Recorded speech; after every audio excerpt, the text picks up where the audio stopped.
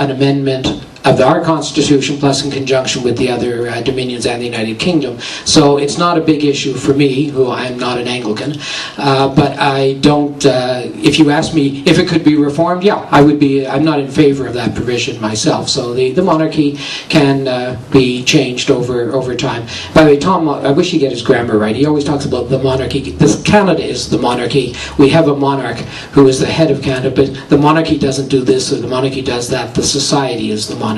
Tom should at least get his grammar right if he's not going to get the political institutions right. Thanks, Garry. Tom.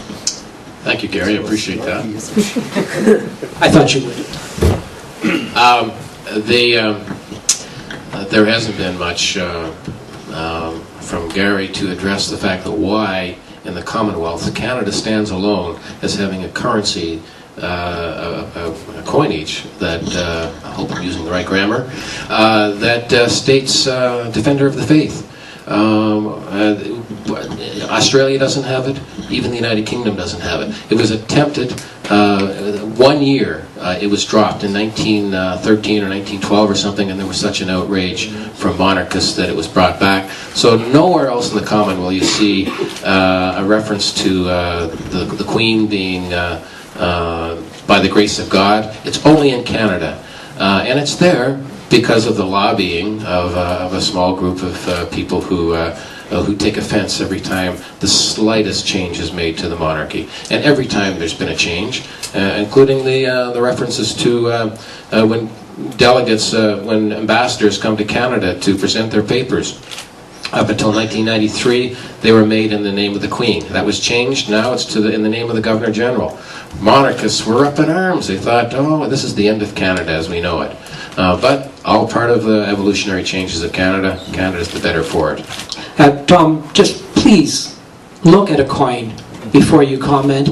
It does not say Defender of the Faith. It's DG Regina. DG doesn't mean Defender of the Faith, if that's what you think it means. Defender of the Faith does not appear. Regina. No, it means Deo Gratia, by the grace of God, not Defender of the Faith. I said... No, you said Defender of the Faith is on the coins.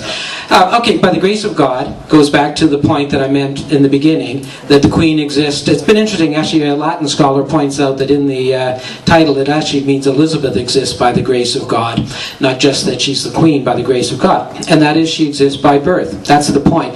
Now, if you want to say you don't like the religious terminology, that's a fair point. Maybe we should be more secularized in our terms. But when you leave tonight, are you going to say goodbye to anybody? Because goodbye means God be with you. And it really means may the grace of God be with you. That's exactly the same thing. It's a terminology. If you don't, it may be changed in the future, but this concept doesn't change. And the Canadian government, that's all of the references to what I've been discussing tonight, not in relation to but government, in a humanistic society, government represents the society. Okay, it's something that's been carried over. It's a cultural thing. We're not talking about Canada's culture here. We're talking about Canada's government. Okay, you've hit the nail on the head. Finally, Tom, we've come to it. That is the fundamental difference between us. I believe government should reflect the culture and the society. There is no dichotomy. You don't want a dichotomy between government and the society. That's the basis of a humanistic, secular society, that there is unity between the society and the government that is implemented. You want to draw some sort of academic distinction between government's over there, government's over here, society's over here. What the hell do you think government is? It's about society living together. It's just the opposite. When we're talking about evolution, we're talking about fluid changes.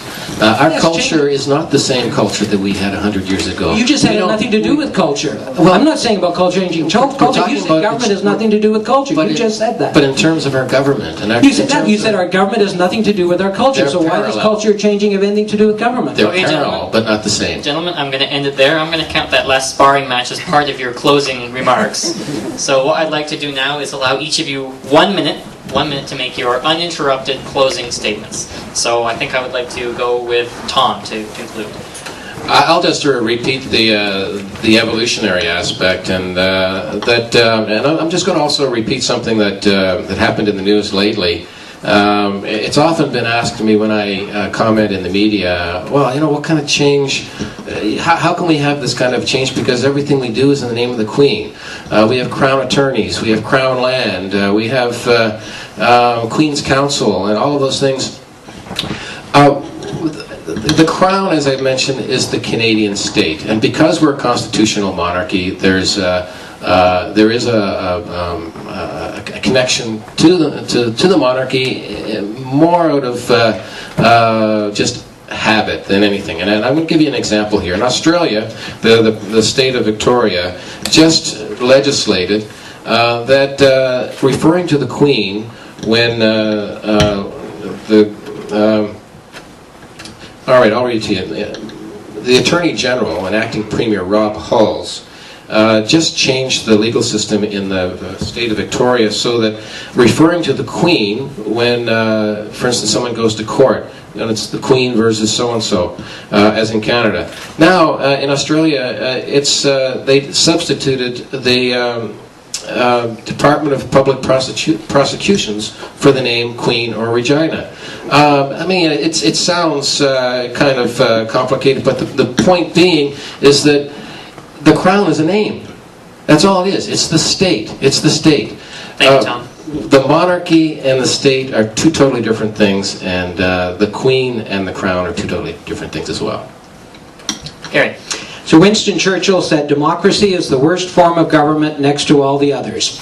Churchill, of course, was a monarchist and a Democrat, and the type of democracy he advocated was a monarchical one. The point he was making was that all systems of government have their failings because they are run and created by fallible humans, and the choice we face is which is better, not which is perfect. Republicans try to find fault in monarchies while ignoring the greater failings of republics. They would like people to forget the disasters generated by republics, to forget the crimes of 4 of the 5 great republics of the past quarter millennium, Revolutionary France, Soviet Russia, Nazi Germany, and Mao Zedong's China, which were far beyond the offenses of the worst monarchies in history. There is no comparison possible.